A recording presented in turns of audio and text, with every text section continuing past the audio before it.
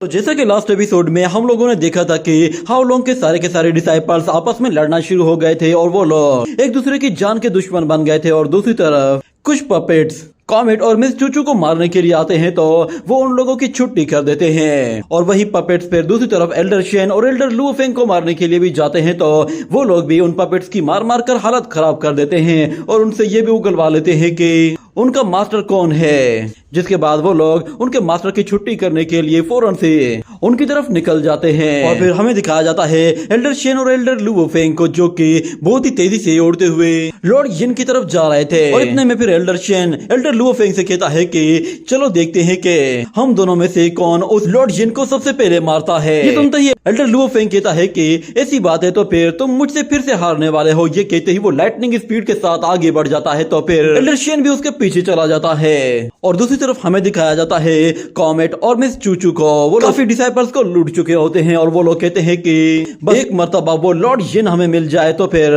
उसकी भी हम लोग ऐसी हालत करेंगे कि वो भी सारी जिंदगी याद रखेगा। हम लोगों ने उसे पूरी तरह से लूट लेना है, उस पर कोई भी तरस नहीं खाना।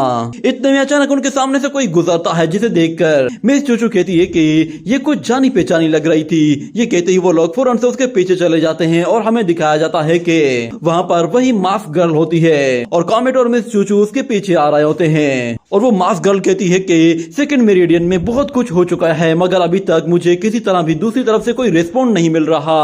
और अचानक मिस चूचू से कहती है कि अरे वाह क्या अजीब इत्तेफाक है, हम लोग फिर से मिल रहे हैं। ये सुनते ही वो मास्क गर्ल पीछे देखती है तो उसे नजर आता है कि ये तो एंसेस्टर शुयांग के डिसाइपल है। वो काफी हैरान होती है और कहती है कि तुम लोग इस लेवल में कैसे पहुंच गए। ये सुनते ही मिस चूचू गुस्से में आ जाती है और फौरन से उसके सामने आकर रुक जाती है और कहती है कि तुम्हारा लेवल है ही क्या कि तुम हमसे ये बात कर सको कि हम लोग यहाँ पर कैसे पहुंचे।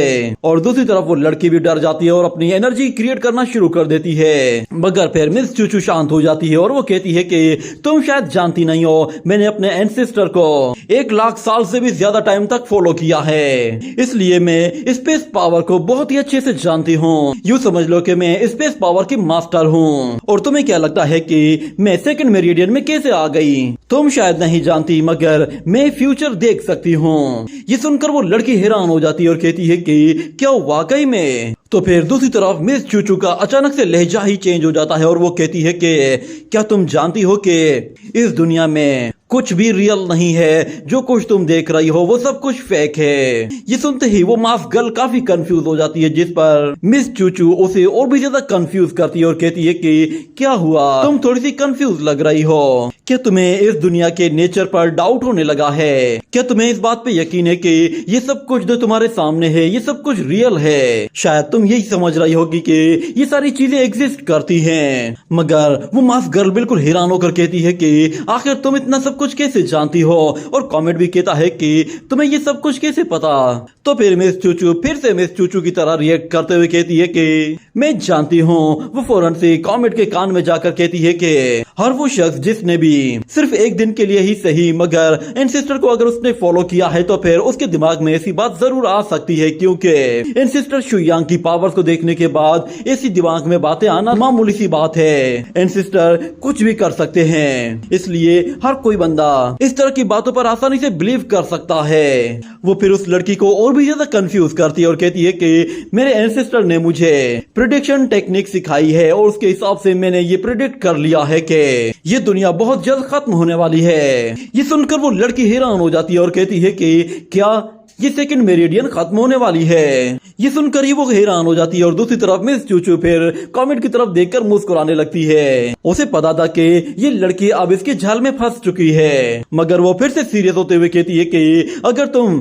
इन सब से बचना चाहती हो तो फिर तुम्हारे पास सिर्फ एक ही ऑप्शन है, तुम्हें हमारे एंसेस्टर को फॉलो करना होगा और आज से मैं ही तुम्हारी गाइड बनूंगी और सब कुछ तुम्हें समझाऊंगी। और फिर अगले सीन में हमें दोबारा से हुआन लोंग को दिखाया जाता है जो कि अपने डिसाइपल्स को इस तरह लड़ते हुए देखकर बहुत ही ज्यादा गुस्से में आ जाता है। है। वो सारे के सारे डिसाइपल एक दूसरे की जान के दुश्मन बने हुए होते हैं। ये देखते ही हुआन लोंग फिर जेडी ट्यानटोंग टेक्निक का इस्तेमाल करते हुए सेकंड मेरिडियन को अलग अलग आइलैंड्स में कन्वर्ट करना शुरू कर देता है और हमें दिखाया जाता है कि जमीन बीच में से फटना शुरू हो जाती है। सारे ही डिसाइपल्स बहुत ही ज्यादा डर जाते हैं क्योंकि आसमान से इतनी ज्यादा बिजलियां कड़क रही होती हैं कि कोई भी जगह खाली नहीं बचती। और शुयांग ये सब कुछ देख रहा होता है और बिल्कुल रिलैक्स होकर एक जगह खड़ा रहता है क्योंकि उसे पता था कि हुआन लोंग जो कुछ कर रहा है वो इन डिसाइपल्स की भलाई के लिए कर रहा है। हुआन लोंग उस पूरे के पूरे एरिया को ही 9 अलग अलग आइसलैंड्स में कन्वर्ट कर देता है और कहता है कि इन सभी आइसलैंड्स के अपने ही रूल्स होंगे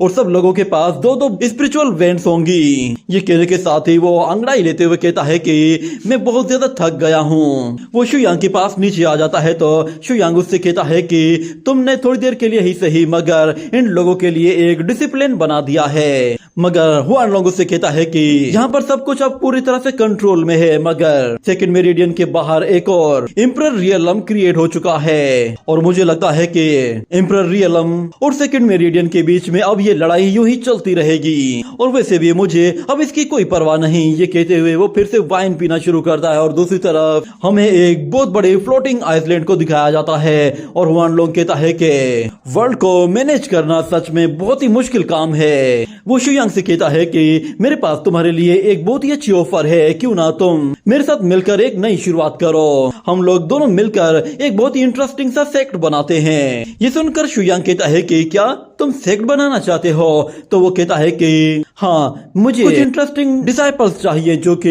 एक्स्ट्रा ऑर्डिनरी हो और मैं अपने सेक्ट का नाम स्काई ब्लू सेक्ट रखना चाहता हूँ। तुम इसके बारे में क्या कहते हो? ये सुनते ही शुयांग उससे वो कप छीन लेता है और उसकी ही वाइन पीते हुए कहता है कि मेरे ख्याल से स्काई ब्लू अच्छा नाम है। ये कहने के बाद हम देखते हैं कि शुयांग वहीं पे ही खड़ा रहता है मगर हुआन लोंग वहाँ से गायब हो जाता है और दूसरी तरफ हम लोग हैप्पी को देखते हैं। उसने उस बोन वॉरियर की सारी हड्डियां तोड़कर उन्हें चबा चबा कर पूरी तरह से खत्म कर दिया था। ये देखकर सानियान भी कहती है कि हैप्पी ने तो सच में कमाल ही कर दिया है। मगर इस तरफ लॉर्ड जिन के तोते ओढ़े हुए होते हैं और वो कहता है कि ये तो सेकंड मेरिडियन का गार्डियन था, इसे इमोर्टल जियो ट्यानटोंग ने तो मार दिया था, फिर ये जिंदा कैसे है? वो गुस्से में उन सब लोगों से कहता है कि मुझे बताओ कि इमोर्टल जियो के साथ तुम्हारा क्या रिलेशन है? तो लिंगशु गुस्से में उससे कहती है कि तुम बताओ कि तुम्हारा हमारे मास्टर के साथ क्या रिलेशन है? और इस तरफ लॉर्ड जिन गुस्से में उन सारी की सारी बॉन्ड्स को वापस अपने पास बुला लेता है और कहता है कि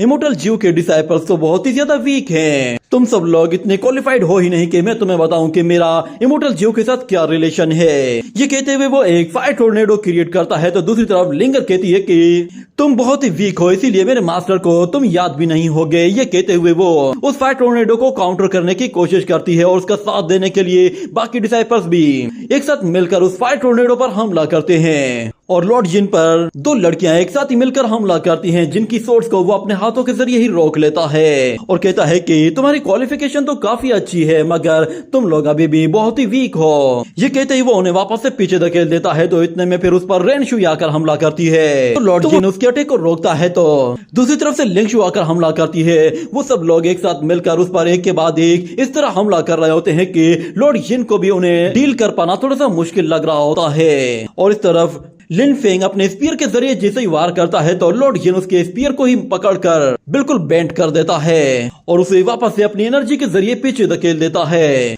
जिसके बाद हमें दिखाया जाता है कि लॉर्ड जिन अपनी एक डीमन स्कल का इस्तेमाल करता है जो कि लिन फेंग को सीधा का सीधा अपने मुंह के अंदर निगल लेती है। ये देखते ही गाओलिन गुस्से में आकर उस स्कल को तोड़ने की कोशिश करती है मगर वो बहुत ही ज्यादा मजबूत होती है जिसकी वजह से वो लिन फेंग को नहीं बचा पाती।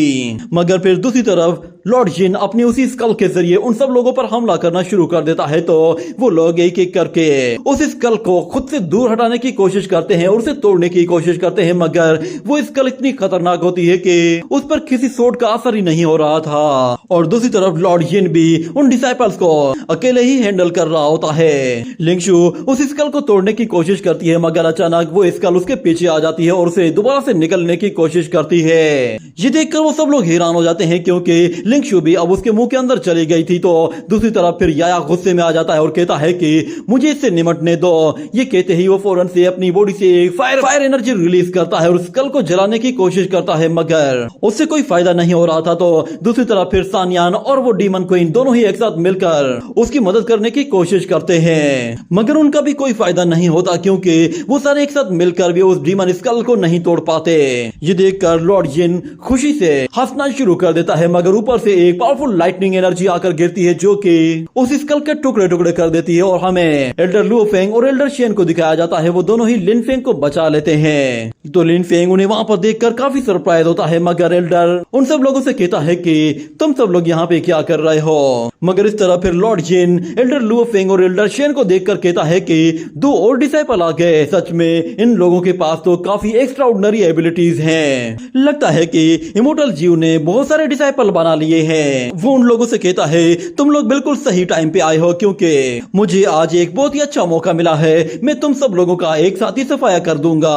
ये सुनते ही लिंगर गुस्से में कहती है कि तुम्हारी ये ख्वाहिश कभी पूरी हो ही नहीं सकती। ये कहते ही वो लोग उस पर दोबारा से हमला करने के लिए पूरी तरह से तैयार हो जाते हैं, मगर लॉर्ड जिन उन लोगों से कहता है कि तुम लोग मुझे रोकना चाहते हो मगर तुम लोग बहुत ज्यादा पछताने वाले हो क्योंकि तुम्हारा ये एरोगेट होना तुम पर काफी भारी पड़ने वाला है। और वैसे भी मैं तुम लोगों के ऊपर अपना और ज्यादा टाइम वेस्ट नहीं करना चाहता। ये कहने के साथ ही वो एक पावरफुल टेक्निक को यूज करना शुरू करता है जिससे वो एक सोल रिफाइनिंग सोर्ड को समन करने वाला था, मगर अचानक से हम देखते हैं कि मास्टर शू यांग अपनी बॉडी के जरिए कुछ पावरफुल एनर्जी वेव्स रिलीज करता है जो न्यू टेक्निक कंप्लीट नहीं हो पाती, जिस पर वो भी काफी कंफ्यूज हो जाता है। और याया कहता है कि ये अटैक तो मास्टर शू यांग का है। वो उड़ते हुए फौरन से शू यांग की तरफ चला जाता है और कहता है कि मास्टर मैंने आपको बहुत मिस किया।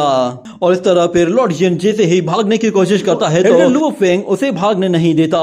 इतने में एंसेस्टर की आवाज सुनाई देती है। वो लॉर्ड जिन से कहता है कि इतने साल गुजर गए मगर अभी भी तुम बिल्कुल वैसे के वैसे ही हो, तुम्हारे अंदर कोई भी चेंजेस नहीं आई। वो सब लोग शू यांग को देखते हैं। वो एक छत के ऊपर खड़ा हुआ होता है और लॉर्ड जिन उससे कहता है कि कौन हो तुम और तुम मुझे कैसे जानते हो, क्या मैं तुम्हें जानता हूँ? तो शू यांग उससे कहता है कि मेरे लिए इतना काफी है कि मैं तुम्हें जानता हूँ। ये कहते हुए वो उसकी बॉडी में मौजूद फायर ऑफ हेल को उसकी बॉडी से अलग कर देता है, जिस पर लॉर्ड जिन भी हैरान रह जाता है। और वो कहता है कि मेरी ये फायर ऑफ हेल और फियर ऑफ डेथ दोनों को तुमने कैसे डिस्ट्रॉय कर दिया। ये कहने के साथ ही शू यांग फौरन से अपना हाथ ऊपर उठाता है और अपने हाथों से एनर्जी रिलीज करते हुए कहता है कि तुमने जो कुछ भी किया है मास्टर ने ये तुम्हें करने के लिए नहीं कहा था। ये कहने के साथ ही हमें दिखाया जाता है कि सेकंड मेरिडियन में बनी हुई जितनी भी इल्यूजनरी लेयर्स होती हैं वो सारी की सारी टूटना शुरू हो जाती हैं, जिसकी वजह से वहां पर जितने भी बीस्ट होते हैं वो सारे के सारे डिस्ट्रॉय हो जाते हैं। और हम लोग शू यांग की एनर्जी को देखते हैं जो कि आसमान तक जा रही होती है और उसकी एनर्जी उस मेरिडियन के सारे लेवल्स को डिस्ट्रॉय कर रही थी। और फिर शू यांग कहता है कि फीस्ट ऑफ गॉड ओपन हो जाओ। ये कहने के साथ ही ये एपिसोड यहीं पे ही खत्म हो जाता है।